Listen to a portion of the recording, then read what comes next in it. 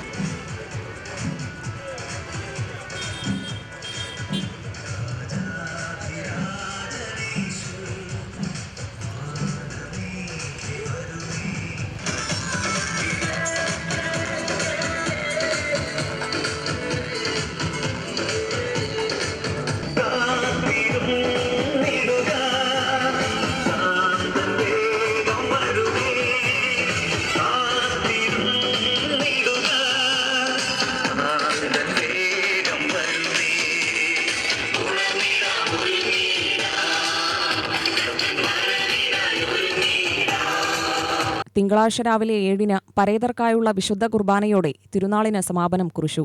വികാരി father Rofin Rafale, തിരുനാൾ committee ഭാരവാഹികൾ തുടങ്ങിയവർ തിരുനാളിന് നേതൃത്വം നൽകി. UTV news, Palakkad.